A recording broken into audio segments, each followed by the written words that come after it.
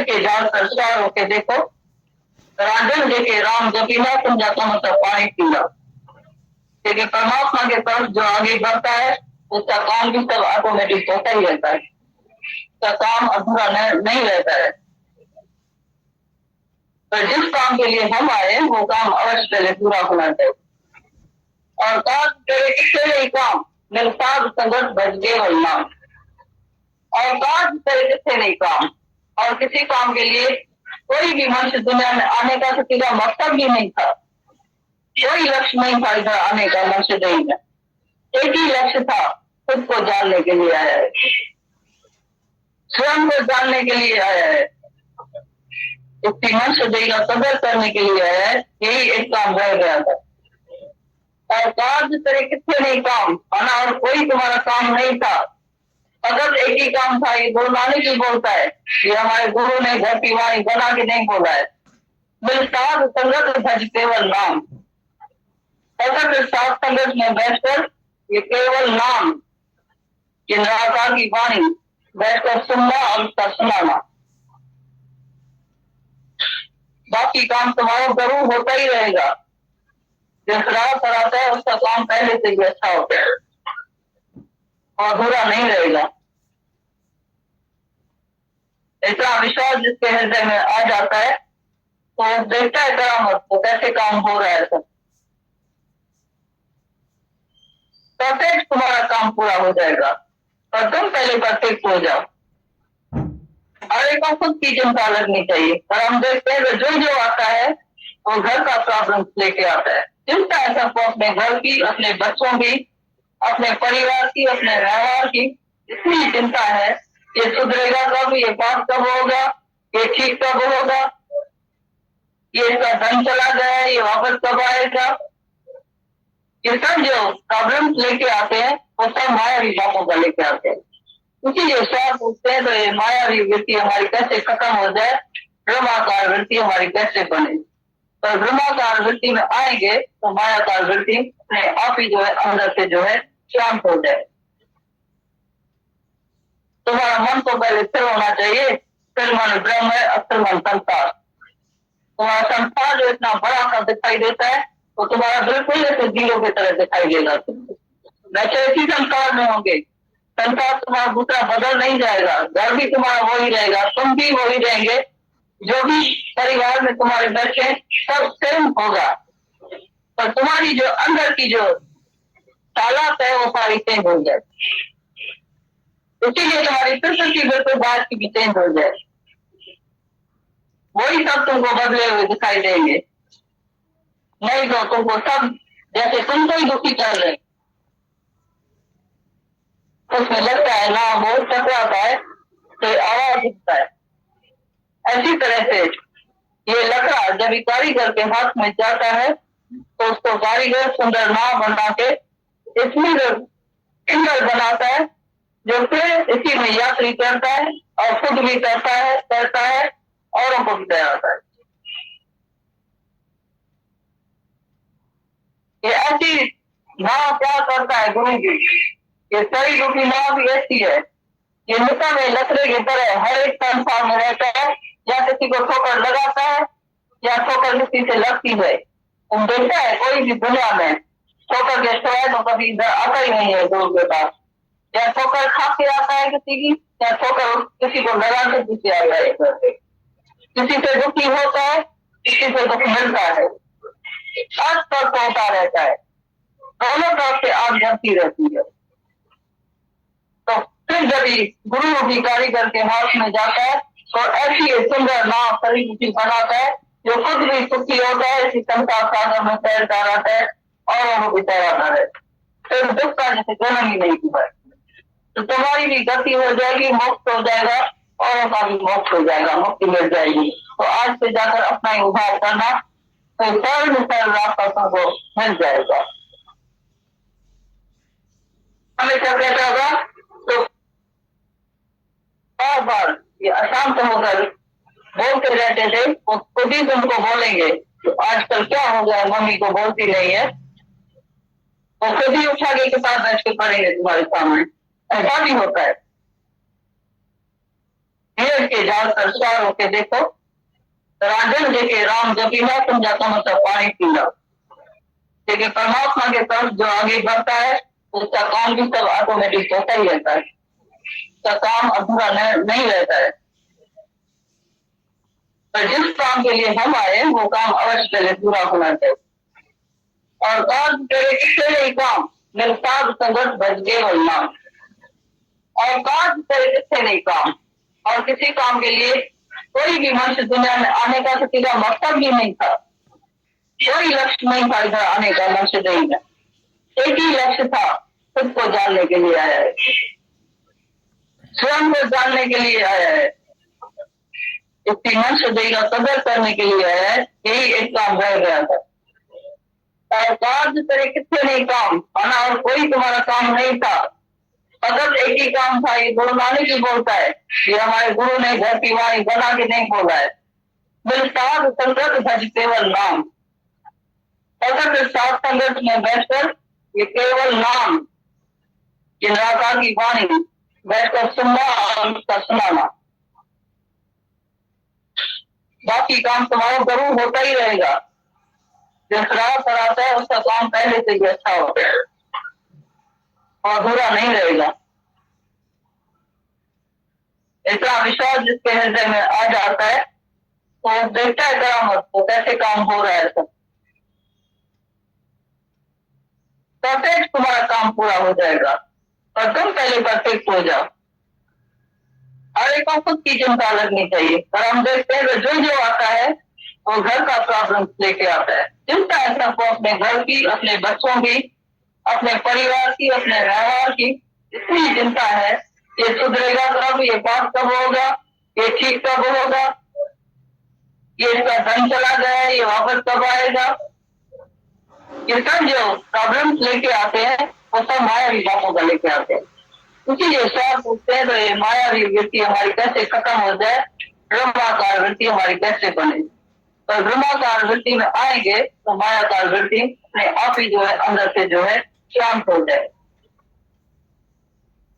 तुम्हारा मन तो पहले स्थिर होना चाहिए। स्थिर मन ब्रह्म है, अस्थिर मन संसार। तुम्हारा संसार जो इतना बड़ा सा दिखाई देता है तो तुम्हारा बिल्कुल जैसे जीरो की तरह दिखाई देगा। वैसे इसी संसार में होंगे, संसार तुम्हारा दूसरा बदल नहीं जाएगा, घर भी तुम्हारा वही रहेगा, तुम भी वही रहेंगे, जो भी परिवार में तुम्हारे बैठे सब सेम होगा। पर तुम्हारी जो अंदर की जो तालाब है वो सारी चेंज हो जाए। इसीलिए तुम्हारी प्रकृति बिल्कुल बात की भी चेंज हो जाए। वही सब तुमको बदले हुए दिखाई देंगे। नहीं तो तुमको सब जैसे तुमको ही दुखी कर रहे, उसमें लगता है ना बहुत टकराता है तो आवाज उठता है। ऐसी तरह से ये लकड़ा जब कारीगर के हाथ में जाता है तो उसको कारीगर सुंदर नाव बना के इसमें सुंदर बनाता है, जो फिर इसी में यात्री करता है और खुद भी करता है औरों को भी कराता है। ये ऐसी नाव क्या करता है गुरु जी, ये सही रूपी नाव भी ऐसी है। ये मिटा में लकड़े की तरह हर एक संसार में रहता है, या किसी को ठोकर लगाता है या ठोकर किसी से लगती है। तुम देखता है कोई भी दुनिया में ठोकर के सिवाय तो कभी इधर आता ही नहीं है गुरु के पास। या ठोकर खा के आता है किसी की, या ठोकर किसी को लगा के दूसरे आता है। किसी से दुखी होता है, किसी से दुख मिलता है, अर्थ पर होता रहता है, दोनों तरफ से आग जमती रहती है। तो फिर जब गुरु रूपी कारीगर के हाथ में जाता है तो ऐसी सुंदर नाव शरीर बनाता है जो खुद भी सुखी होता है, इसी संसार सागर में तैरता रहता है और वो भी तैराता है। तो दुख का जैसे जन्म ही नहीं हुआ है। तो तुम्हारी भी गति हो जाएगी, मोक्ष हो जाएगा, औरों का भी मोक्ष हो जाएगा, मुक्ति मिल जाएगी। तो आज से जाकर अपना ही उद्धार करना तो सरल रास्ता तुमको मिल जाएगा।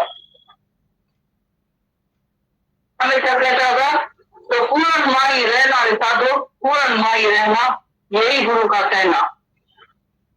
ये जो पूर्ण होकर रहता है, अपना काम उतार के बैठता है, तो समझो कि उसका आना भी गुरु के पास सफल होगा। नहीं तो आना भी किसी काम का नहीं है। तुम जैसे सब बेर और बकरी इकट्ठे हो जाते तो हमको बिल्कुल खुशी नहीं होती है, तो रंज होता है तो तुम आता है दूसरे को दुखी करने के लिए एकदम, जो कभी भी नहीं आता है और एक दिन के लिए इकट्ठा होता है, तो कभी एक दिन होगा तो हम जाकर उधर बैठेंगे, तो काश उसी दिन मुक्ति नहीं मिलेगी।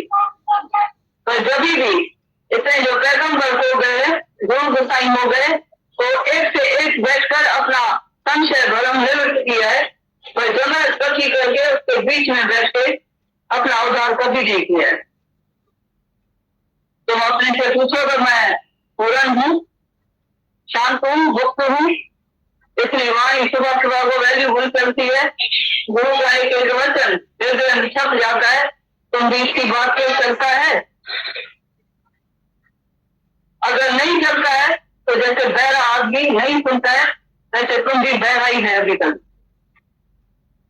और ऐसे ही सुनते सुनते लाखों जन्म पहले भी गंवाए हैं और अभी भी तुम गंवा रहे हैं। इसलिए सब शास्त्र बोलता है, गुरु गोसाई सब पहले भी बोलते थे, अभी भी बोलते हैं, तो मन अंधे ने जन्म गंवाया।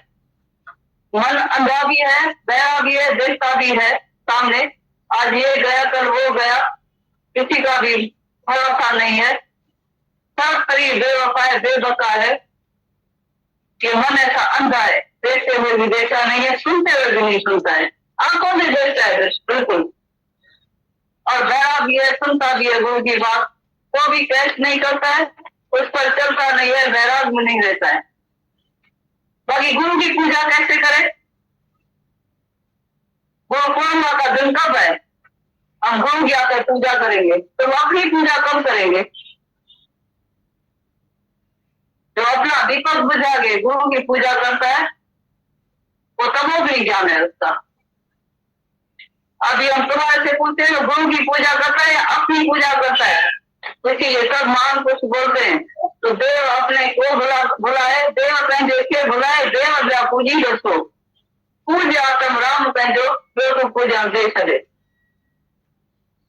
टीका भी लगाएगा, पत्ता भी बांटेगा, आरती पूजा भी करेगा, तो मैंने गुरु स्थापन किया जैसे माना है हमने, तो तुम्हारा उसमें से कल्याण हुआ, उद्धार हुआ, मुक्ति मिली, तभी लाइन आती है, तो देव कहीं देखे बुलाए, देव दया पूजी हो, अपना आत्म देव अंदर बैठा है, देवों का देव महान शक्तिशाली, इतना शक्तिशाली होके भी तुम अपने देव आत्मा को प्रकट नहीं करता है, और फिर से जीव भाव में आके और दूसरे को देव मानता है, आत्मा करके जानता है, पर अपने को जीव करके मानता है, बड़े बड़ा पाप है।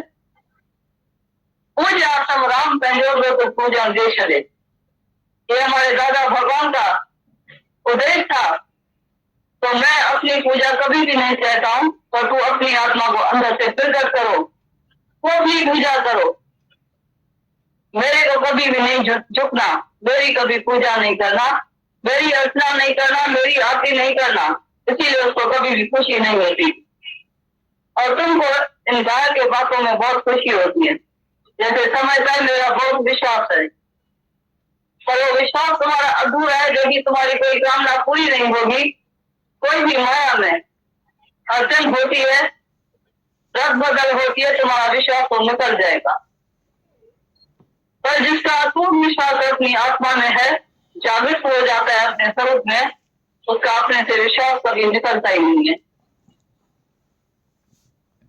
बाहर के गुरु से विश्वास तुम्हारा कभी भी निकल सकता है, उसके कर्मों में दृष्टि जा सकती है, पहले तो हमको गुरु बहुत अच्छा दिखाई देता था, अभी हमको गुरु में विश्वास ही नहीं आता है, पहले बहुत अच्छा था, अभी न जाने कैसा हो गया है, तो जिसको खुद में विश्वास आ जाता है तो किससे विश्वास निकालेगा, इसीलिए गुरु पहले ही तुमको बोलता है, जो सो प्रभु गुरु नहीं सो प्रभु तू है, और अभी तक तो इस बात को जो है कैच नहीं करता है, इसीलिए गीता भगवान हमेशा जब भी सब बैठते थे तो सब हालत थी, वो हमेशा कहते थे कि तुम जो बैठे आकर तो तुम बताओ तो दोनों में से कौन है, एक होती है सभा की सुंदरता, दूसरी होती है गुरु की सुंदरता, तुम दोनों में से कौन है,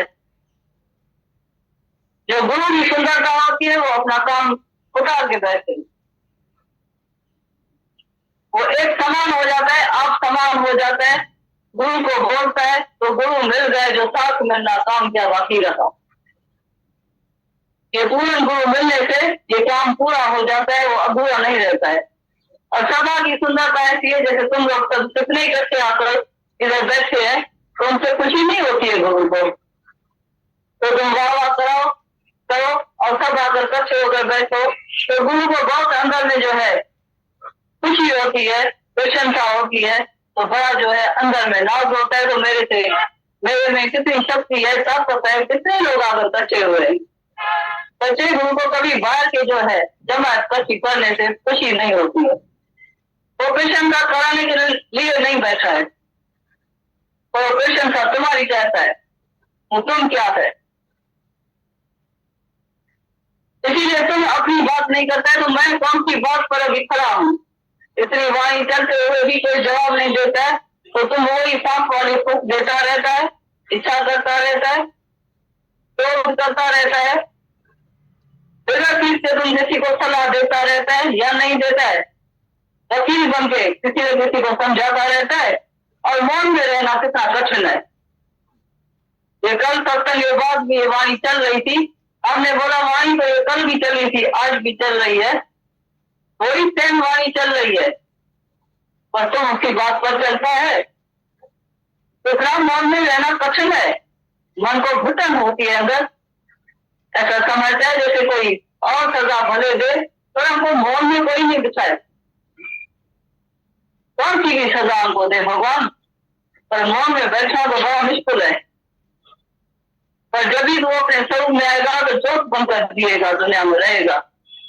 घर में तुम्हारी आपकी पूजा होने लगेगी, कम से कम ऐसा बन के रहेगा तो तुम्हारी वैल्यू होगी, नहीं तो तुम कभी भी अपनी वैल्यू नहीं कराते, गुरु की भी नहीं कराते। जब तुम्हारे में चेंज आएगी, तुम्हारा मुख बंद हो जाएगा, बाहर का मौन आ जाएगा जुबान का, तभी तुम्हारे घर वाला भी समझेगा। अभी इसके ज्ञान में जाने से, गुरु के पास जाने से कुछ तो रिजल्ट हमको दिखाई देती है, कोई वजह इसके भीतर गया है जो ये चेंज हो गया है। तो तुम जैसा आता है वैसा जाता है, तो तुमको कभी भी हंसी खुशी से नहीं बोलेगा, तुम भले ही जाओ। इधर से जाएंगे और क्रोध शुरू हो जाएगा, और तुम भी क्रोध से क्रोध करेगा तो समझना कि तुमने ये ज्ञान सुनाई दी, और तुम्हारे जीवन में वो चेंज देखेंगे तो बोलना बंद कर देंगे। तुम्हारे अंदर की भावना जैसी तुम्हारी दृष्टि होगी वैसी सृष्टि उसके सामने खड़ी हो जाएगी। तो कोई तुम अपने संकल्प से चेंज कर सकते हैं, पर पहले तुम्हारे अंदर की जो है भावना चेंज होनी चाहिए।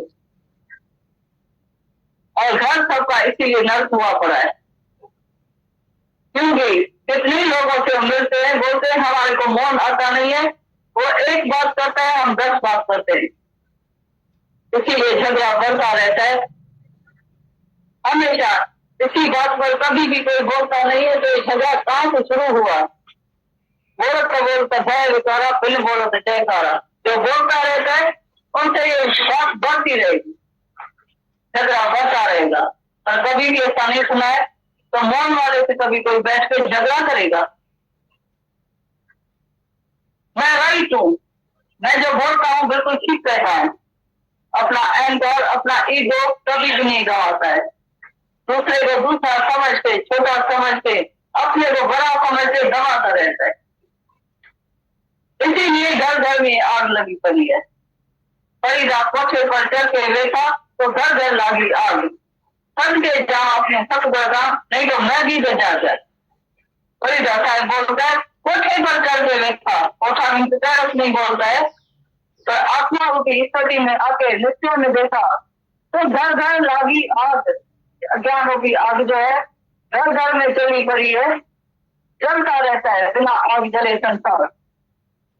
थक के जाओ अपने सतग्रह का, नहीं तो मैं भी दजा जाए। जिसका मन वश हो जाता है, आत्मा पारवृत्ति हो जाती है, ब्रह्म पारवृत्ति हो जाती है, बोलता है मैं उसके गुरु के ऊपर वाई जाता हूँ, बना जाता हूँ, नहीं तो मैं भी इसी आग में जल के भस्म हो जाता हूँ। ये अज्ञान ऐसा है, बाहर से तुमको आग दिखाई नहीं देती है, और अंदर की आग एक एक सेकंड में मनुष्य को जलाती रहती है, ये अज्ञान ऐसा जो है अवगत्या की बीमारी है। और जब ये सच्चा गुरु पूर्ण गुरु मिलता है तो अंदर की आग बुझ जाती है, बिल्कुल जीवन चेंज हो जाती है। अब हम स्वयं होना चाहिए, नहीं तो ज्ञान किसी भी काम का नहीं है। तुम बड़े बातों का बस बैठ के सुनो, पर जीवन में चेंज नहीं आई है तो जैसे उनके घड़े के ऊपर पानी है, तुम उनका घड़ा जाके नलके के नीचे रखो, वहां से जरूर और स्रोत जैसे गीला हो जाएगा, समझेगी शायद भर गया है, पूरा गीला हो गया है, पर अंदर देखेगा एक बूंद भी पानी की नहीं गई है। इसी तरह से जो भी सत्संग में बैठा है वो ऐसा लगता है मैं आनंद स्वरूप हूँ, ऐसा प्रतीत होता है, मैं शांत स्वरूप महसूस करता हूँ, मैं मुक्त स्वरूप हूँ, मैं शांत स्वरूप हूँ, मेरे में कोई भी विकार नहीं है, मैं निर्विकारी हूँ, अजर हूँ, अमर हूँ, अविनाशी हूँ, मैं सारी विश्व से जो है ऊपर चल रहा हूँ। धरती से 3 को तोड़ने लगेगा। तो जब भी तुम फिर लग के अपने स्वरूप में नहीं आएगा, वहां से भूलेगा, तो सारा दुख दर्द आकर तुमको लगेगा। तुम अंदर से एक बूंद भी ज्ञान की तुम्हारे भीतर नहीं जाएगी, घड़े जैसा खाली का खाली तुम जाएगा लौट, और कोई भी ताकत सामने आएगी तो उसका सामना कर नहीं सकेगा। इसीलिए ये जब भी शराब पे मस्त के आगे वक्तों का वक्त कोई बैठा भी रहे, पर जब तक बूंद भी नहीं पीता है तो उसको नशा कभी नहीं जाता। ऐसी तरह से सत्संग में भी कोई वक्तों का वक्त बैठा रहे पर एक बूंद भी नहीं पीता है तो उसको नशा कैसे करेगा? ये ज्ञान की बूंद भी अंदर नहीं जाती है, ये अंदर जो है मनुष्य खोखले का खोखला ही रह जाता है, नशा कैसे करेगा? कोई ज्ञान ऐसा है जो नाम कुमारी नाम का चली जाए दिन रात, ये ज्ञान कोई ऐसा जैसा नहीं है, ये तुमको बेहोश कर देगा, तुम होश में कभी नहीं रहेगा। जैसे होश में होकर पहले काम करो लोग इनकार करता था और होश तुम्हारा कहाँ लेगा, ऐसा तुमको बेहोश कर लेगा, तुम जी भाव नहीं रहेगा, तुम्हारे को ऐसा अंदर में शांत स्वरूप हो जाएगा, ऐसी तुमको शांति आएगी जो किसी ऋषि मुनि योगी तपस्वी को भी ये शांति कभी प्राप्त नहीं होगी। नाम कुमारी नाम का चली रहे दिन रात, ऐसी नाम कुमारी तुमको चली रहेगी जो तुम बोलेगा मेरे को कौन सा नशा चढ़ाए, जो कितना भी कोई शराब पिए भंग पिए तो भी उसको ऐसा नशा नहीं चढ़ेगा। कभी बोलता है नाम कुमारी नाम का चली रहे दिन रात, कोई शब्द नहीं तुम सुनेगा, ऐसा नहीं कोई काम की बात भी किसी की नहीं सुनेगा। तो जो तुम्हारे काम का शब्द नहीं है, जो तुम्हारा अपमान तुमको महसूस कराता है, जो क्रोध दिलाता है, जो तुम्हारी बेइज्जती तुमको महसूस कराता है, वो तुमको शब्द कभी भी टच नहीं करेगा, दुखी नहीं करेगा, अशांत नहीं करेगा, कभी बोलेगा नहीं, उसमें मौन में रहेगा, उसकी नशे में रहेगा। तो मैं तो अपने स्वरूप में जागृत हूँ, फिर भी निर्मलता से प्रेम से उसको स्वीकार कर सकता है। तो मेरी जो भी भूल है मैं स्वीकार कर सकता हूँ, तुम तो मेरा गुरु है, जो भी मेरी भूल है वो मेरे को जरूर आप बताते रहना। इसलिए तुम्हारा जो मन है वो हमेशा मुड़ता रहेगा, झुकता रहेगा, और अज्ञान में किसी का भी मन मुड़ता नहीं। निज सुख निर्मल तो ही पाए जो मन को मोरे मोर। ये निज सुख की प्राप्ति तो तभी होती है जब भी मन मुड़ने की औषधि गुरु देकर, मन मारण की औषधि सतगुरु देकर बताए। तो गुरु जब ये औषधि दवा देता है, इलाज बताता है, तो सरल दुख का औषध ना निराकार में लौट के आएगा, आत्मा में आएगा, तो तुम्हारी जो है दुखों की अंत हो जाएगी। सर्व दुखों का औषध ना एक ही दवाई है, तो अपने स्वरूप में लौट के आओ, दूसरा कोई भी इलाज नहीं है। नहीं कोई भी गुरु की प्रशंसा करो, नहीं किसी की अर्चना करना, नहीं बड़ा समझना, नहीं अपने को छोटा समझना, ना ही ठाकुर, ना ही दास, ना ही स्वामी, नहीं सेवक, नहीं गुरु, नहीं शिष्य। जैसे हमारा दादा भगवान का उपदेश था, गीता भगवान का था, वैसा ही उपदेश आज भी तुम्हारे सामने तुम सुन रहे, पर तुमको उसी बात को तुम टेस्ट नहीं करता है, फिर देह अध्यास में आ जाते हैं, अपने को जी भाव में जाते हैं, इसीलिए सुख की प्राप्ति होती नहीं। पर अपने स्वरूप में आने देते हैं, तुमको कभी भी ऐसा सुख तकलीफ नहीं होगा। तुम इतना भी आओ, इतने सालों का साल आते रहो इधर, विश्वास अपना प्रकट करो, जाहिर करो, सिखाओ लाखों लोगों को, तो भी तुमको फले कुछ नहीं पड़ेगा। इसीलिए गुरु बोलते हैं, तो अपने घर में जरूर आ जा, खुद ही के बदले खुदा को पा जा। तो अपने आत्माओं के घर में सुरक्षित रहेगा। दूसरा कोई भी तुम्हारे लिए इलाज नहीं है, दूसरा कोई भी साधन नहीं है, एक ही साधन है, उसी साधन से तुम्हारा मन व्यक्त हो सकता है। तो खुद ही छोड़ेगा तो खुदा आज ही प्रकट हो जाएगा। तो अपने घर में जरूर आ जा। तो बाहर का घर नहीं समझना, पर आत्मा रूपी घर में लौट के आएगा तो तुमको कभी भी सुख प्राप्त नहीं होगा। दुखों का अंत हो जाएगा, सुख का जैसे जन्म ही नहीं हुआ है। तो जी के बदले खुदा को पा जा, खुदा तेरे भीतर ही है, पूरी खुदा है, तो प्रभु दूर नहीं सकते है। पर खुद ही ऐसा पर्दा रुका होता है जो खुद ही वो जाती नहीं। ये सूर्य का 1000 बार मिसाल सुनते, सूर्य कितना शक्तिशाली है, फिर भी जब 2 पैसे का बादल आ जाए तो सूर्य को घेर लेता है, ढक लेता है, दिखाई नहीं देता जो सूर्य है, और फिर भी सूर्य है ही है। वो तो सिद्ध है, ये खाली बादल हट जाए तो सूर्य पर से तुमको नजर आएगा, दिखाई देगा। ऐसी तरह से तुम भी आत्म स्वरूप सिद्ध स्वरूप है, पर जब ये जीव भाव का पर्दा गुरु हटाता है तो तुमको अपना प्रत्यक्ष स्वरूप जो है दिखाई देता है, अनुभव होता है। तो कहा मैं सुख स्वरूप हूँ, आनंद स्वरूप हूँ, ज्ञान स्वरूप हूँ, प्रेम स्वरूप हूँ, मैं क्यों सुखी होता हूँ। तो स्वरूप होकर सुख को ढूंढे, तो सुख स्वरूप होकर मैं बाहर को ढूंढता, भाई तुम आए हाथी रे, पानी में रहे जैसे मुंह में प्यासी रे। ये बात तुम सुनकर हंसी आती है, कैसी ऐसी आती है, तो मैं सब कुछ होते हुए भी, इतना ज्ञान स्वरूप होते हुए, आत्म स्वरूप होते हुए भी मैं जीव भाव में कैसे आ गया।